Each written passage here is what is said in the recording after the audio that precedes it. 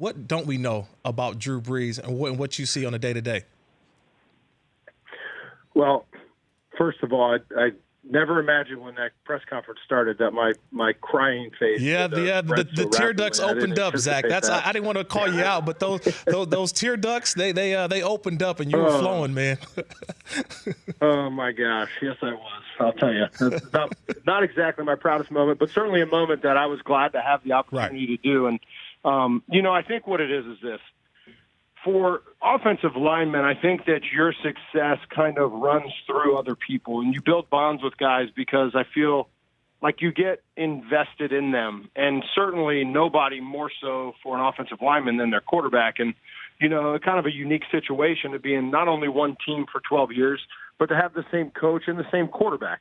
And so that investment, for me at that point had been going on for a long time. And the thing about Drew Brees that makes him, I think, special and unique is that there's never a point and there was never a time in my career that I didn't feel like he had my back. I wasn't a starter my whole career. I certainly wasn't a high draft pick. I was a backup for 5 seasons, and there would be games where, I had to play. And, my first start as a rookie was against Simeon Rice. And if you're the quarterback and you have a 7th round, rookie offensive lineman that quite honestly doesn't have a ton of physical ability, and Simeon Rice is the guy, you could imagine a little bit of trepidation. But there was no point in that week. I mean, it was 100%. I believe fully in Zach. He's going to do a great job. I'm not even going to worry about it. He's my guy. And he did that over and over and over again. Something that fortunately has been forgotten. Drew Brees missed 1 start to injury in his career in New Orleans, and I gave up that hit. I went through that feeling of the entire city being upset with you because you're the guy that got Drew hurt. And never at any point has there ever been any wavering of support from Drew. And I think that it makes you feel responsible for him. And I think that's the thing about him that's so special is he has a way of making the guys around him love him without trying. It's just his actual personality. It's real. His image is not manufactured. It just is who he is. He's down to earth. He's humble. And on top of the fact of being, one of the greatest quarterbacks of all time, he's really one of the best people I've ever been around in my entire life, and it just makes guys want to play for him. He's the radio play-by-play announcer for the New Orleans Saints. He'll be on the call this weekend, Rams at Saints, alongside Deuce McAllister.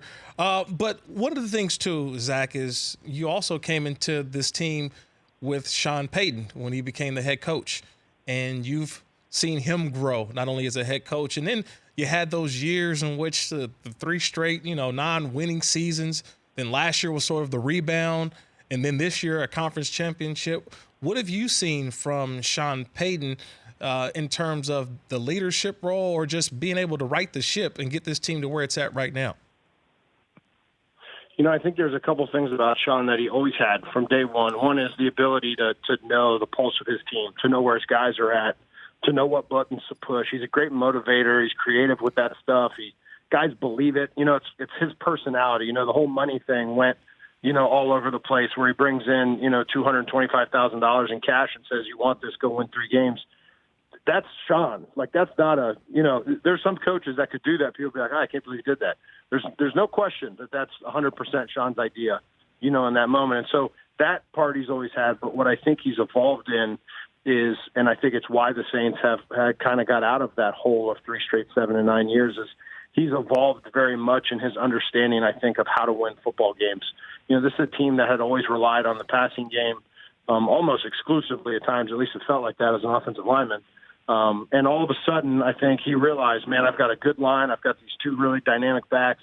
This is a running football team, whether you like it or not. They started building the defense. They started building a team that could win a different way. And I think early in his career, I don't know that he would have seen that. I think that's maturation of him understanding fully his team and how to win each individual game in a unique way, that fits the opponent. I think that's what's made Bill Belichick so successful is, you don't know. One game, all of a sudden, they throw the ball 65 times, and that's a plan going into a game. And I think Sean has kind of learned that over time, and I think that's why the Saints are so successful in close games in the past 2 years is they find ways to win them based on, where their advantages are. And I think it takes a lot of growth and confidence as a coach to be willing to change that. The Rich Eisen Show, weekdays at noon Eastern on Audience.